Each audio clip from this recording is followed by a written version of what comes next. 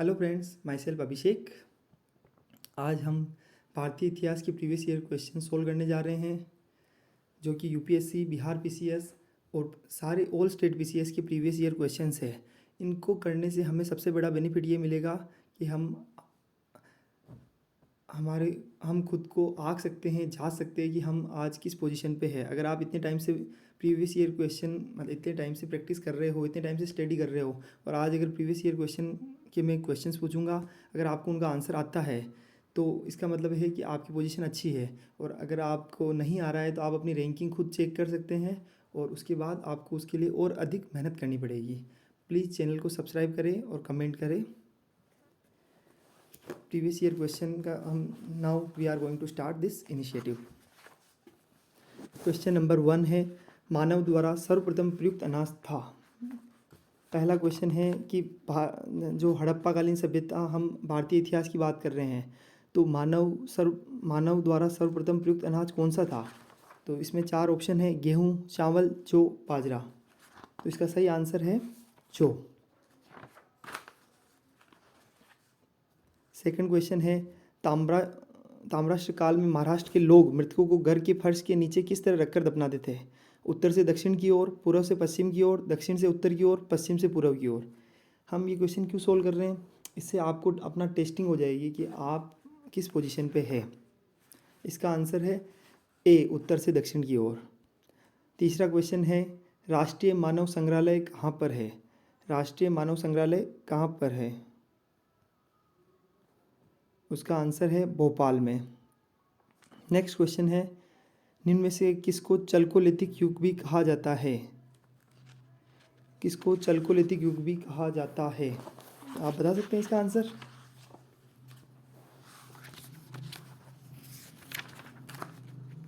इसका आंसर है ताम्रपाषाण काल को, सी। जो ताम्रपाषाण काल है उसको चल्कोलिथिक एज कहा जाता है। नेक्स्ट क्वेश्चन है, भारत के किस स्थल की खुदाई से लोहा धातु के प्रचलन के प्राचीनतम प्रमाण मिले हैं। Option number A, Kalibangan, option number B, Hulas, तीसरा है ऑप्शन सी, अतरंजी खेड़ा, और डी है बुर्ज होम। आप इसको एक बार मतलब आप सोचिए, अगर आपको आता है तो बहुत ही अच्छा है। इसका आंसर है अतरंजी खेड़ा। अतरंजी खेड़ा के अंदर लोह धातु के प्राचीनतम प्रमाण मिले हैं। ये क्वेश्चन यूपी पीसीएस के अंदर 98 का क्वेश्चन है। अभी अपन सारे क्वेश्चन आईएएस के भी क्वेश्चन करेंगे, यूपी पीसीएस के भी करेंगे, बिहार पीसीएस के भी करेंगे। भीमबेटका किसके लिए प्रसिद्ध है। नेक्स्ट क्वेश्चन मैं पूछ रहा हूँ, भीमबेटका किसके लिए प्रसिद्ध है। तो भीमबेटका का आंसर है मतलब ऑप्शन नंबर ए है गुफाओं के शैल चित्र, ऑप्शन नंबर बी है खनिज, सी है बौद्ध प्रतिमाएं, और डी है सोन नदी का उपागम स्थल। तो इसका आंसर है गुफाओं के शैल चित्र। भीमबेटका के अंदर सबसे ज़्यादा गुफाओं के शैल चित्र पाए गए थे। आपने सुना ही होगा या आपने पढ़ा होगा, प्रीलिथिक फेस और मेसोलिथिक फेस। जो दोनों फेस के अंदर, नियोलिथिक के अंदर भीमबेटका ये मतलब ये गुफाएं नहीं थी, बट जो प्रीलिथिक फेस और मेसोलिथिक फेस दोनों के अंदर थी। उसके बाद खाद्यान्नों की कृषि सर्वप्रथम प्रारंभ हुई थी नवपाषाण काल में, मध्यपाषाण काल में, पुरापाषाण काल में, प्रोटो ऐतिहासिक काल में। खाद्यान्नों की, वी आर टॉकिंग अबाउट कृषि, एग्रीकल्चर की बात चल रही है। तो इसका आंसर है न्यूलिथिक पीरियड, नवपाषाण काल में।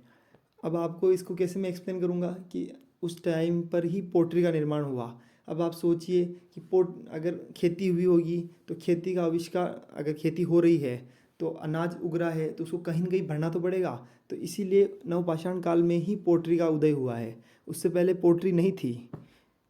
जैसे जैसे मानव आगे बढ़ रहा है वह आविष्कार करता जा रहा है। अगर अपन इतिहास को उस तरीके से पढ़ेंगे तो अपने को सारे क्वेश्चन जल्दी से याद हो जाएंगे। उसके बाद है वृहद पाषाण स्मारकों की पहचान की गई है। जो वृहद पाषाण स्मारकों की पहचान की गई है, सन्यासी गुफाओं के रूप में, मृतकों को दफनाने के स्थान के रूप में, मंदिर के रूप में, और उपयुक्त में से कोई भी नहीं। इसका आंसर है मृतक को दफनाने के स्थान के रूप में। जो वृहद पाषाण जो स्मारक थे उनको मृतक को दफनाने के स्थान के रूप में पहचान की गई है। एक ओसीपी, ओक्रे ग्रेव, जो ओक्रे ग्रे कलर पोट्री है, उसका नामकरण कहाँ हुआ था। गेरिक मृदबान पात्र बोलते हैं उसको। हस्तिनापुर में, अहिछत्र में, नोह में, लाल किला में। इसका सही आंसर है हस्तिनापुर। आपने सुना होगा ये हस्तिनापुर, वैसे सभी ने सुना है कि कौरवों की कुरु राष्ट्र था हस्तिनापुर, तो वहाँ से अपन इसको अच्छे से याद कर सकते हैं कि जो ओकरे कलर, जो ओकरे पोट्री है, ओकरे वाली पोट्री है, उसका नामकरण कहाँ से हुआ था, तो आपको ध्यान रखना है हस्तिनापुर से। ये यूपी पीसीएस के अंदर 2006 का क्वेश्चन है। उसके बाद नेक्स्ट क्वेश्चन, पशुपालन का प्रारंभ हुआ था निचले पूर्व पाषाण काल में, मध्य पूर्व पाषाण काल में, ऊपरी एवं पाषाण काल में, मध्य पाषाण काल में। यानी एक तो प्रीलिथिक फेज, लोअर पेलियोलिथिक, लोअर मतलब लोअर पेलियोलिथिक पीरियड में हुआ था, मेसोलिथिक पीरियड में हुआ था, या फिर अपर पेलियोलिथिक पीरियड में हुआ था। तो अपना इसका आंसर है पशुपालन। पशुपालन शुरुआत में जब पेलियोलिथिक पीरियड था उस टाइम तो स्टोन का यूज भी नहीं करना जानते थे, सिर्फ वो स्टोन का यूज करते थे और मांस खाने का काम करते थे, मतलब मार के पशुओं को। लेकिन यहाँ पशुपालन का यूज हो रहा है, तो एक्चुअल में इसका सही से यूज मध्य पाषाण काल मेजोलिथिक पीरियड में हुआ है। उस टाइम तो धीरे धीरे उस समय तक पशुपालन स्टार्ट हो चुका था। उसके बाद भारत में मानव का सर्वप्रथम साक्ष्य कहाँ मिलता है, नीलगिरी की पहाड़ियों में, शिवालिक की पहाड़ियों में, नल्ला मल्ला की पहाड़ियों में और नर्मदा घाटी में। तो इसका सही आंसर है नर्मदा घाटी के अंदर। अगर आपका क्वेश्चन, अगर कोई भी आप छोटे से लेके बड़ा क्वेश्चन कोई भी सोल्व करते हैं और वहाँ ये क्वेश्चन आता है तो आप आराम से इजी वे से नर्मदा घाटी में। अभी यूपीएससी के जो आपने क्वेश्चंस देखे होंगे उसके अंदर स्टेटमेंट वाइज क्वेश्चन थे, तो अगर पेयर्स भी मैच करने हो तो यहाँ से क्वेश्चन बैठ सकता है। उसके बाद परावर्ती हड़प्पा काल की पूरा सामग्री के साथ चित्रित दूसरे पात्र परंपरा के अवशेष मिले हैं रोपड़ में, भगवानपुरा में, बनावली में, दौलतपुर के अंदर। क्वेश्चन नंबर 11 का आंसर है डी, दौलतपुर के अंदर। जो पूरा परावर्ती हड़प्पा काल की जो पूरा सामग्रियों के साथ चित्रित दूसरे पात्र के अवशेष कहाँ से मिले, दौलतपुर से। फिर अब सबसे इम्पोर्टेंट क्वेश्चन, इसको आपको याद करना ही है, कच्चे लोहे की दो बड़ी निधियाँ कहाँ से प्राप्त हुई है। अगर कहीं पे भी यूपीएससी ईपीएफओ का भी अभी एग्ज़ाम्स आ रहे हैं उसके अंदर भी क्वेश्चन आ सकता है, क्योंकि उसमें भी हिस्ट्री है। तो अगर क्वेश्चन आता है कि कच्चे लोहे की दो बड़ी निधियाँ कहाँ से प्राप्त हुई है, तो उसका आंसर होगा मांडी एवं नरनौल, डी आंसर है इसका। 13 का आंसर डी है, मांडी एवं नरनौल से कच्चे लोहे की निधियाँ प्राप्त हुई है।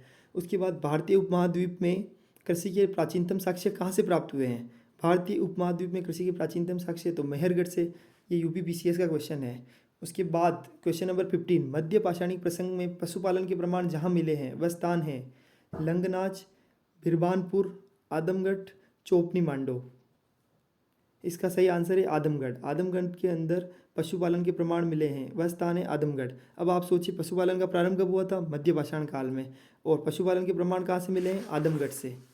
ठीक है, क्वेश्चन, अब हम नेक्स्ट क्वेश्चन की ओर बढ़ रहे हैं। क्वेश्चन नंबर 16, इनमें से किस तल से मानव कंकाल के साथ कुत्ते का कंकाल भी सावधानी से प्राप्त हुआ है। मतलब इंसानों के साथ कुत्ते को कहाँ दफनाया गया है, ब्रह्मागिरी, बुर्ज होम, चिरोंद, मस्की। इसका आंसर है बुर्ज होम। और बुर्ज होम कहाँ पे, कश्मीर में।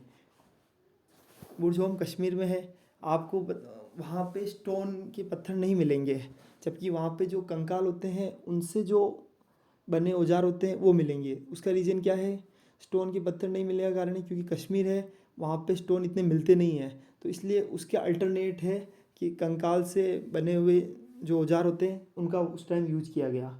उसके बाद क्वेश्चन नंबर 17 है, भारत के किस शिलाश्रय से सर्वाधिक चित्र प्राप्त हुए हैं। क्वेश्चन नंबर 17 बोलता है आंसर है बी, भीमबेटका से।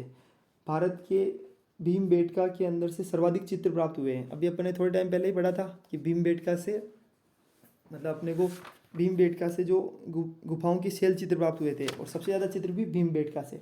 आप क्वेश्चन को कंपेयर करके उसको आइडेंटिफाई कर सकते हैं कि अपने को क्या आंसर लिखना है। अब क्वेश्चन नंबर 18 है, उस स्थल का नाम बताइए जहाँ से प्राचीनतम स्थायी जीवन के प्रमाण मिले हैं। मतलब जहाँ पर स्थायी जीवन के प्रमाण मिले हैं। 18 है, उसका आंसर है मेहरगढ़। अभी अपन ने थोड़ी देर पहले पढ़ा था कि मेहरगढ़ से और अपने को क्या मिला था, कृषि की प्राचीनतम साक्ष्य।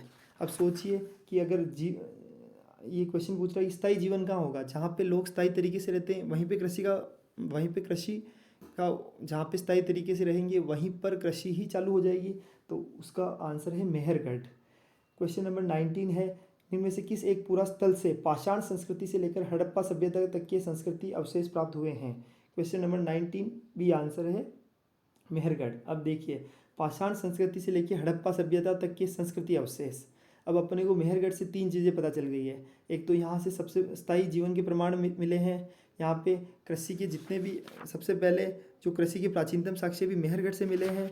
और तीसरा क्वेश्चन ये अभी अपने को मिल गया है कि मेहरगढ़ से और अपने को क्या मिला है, कोई बता सकता है कि मेहरगढ़ से अपने को और क्या मिला है? सांस्कृतिक अवशेष भी अपने को मेहरगढ़ से मिले हैं।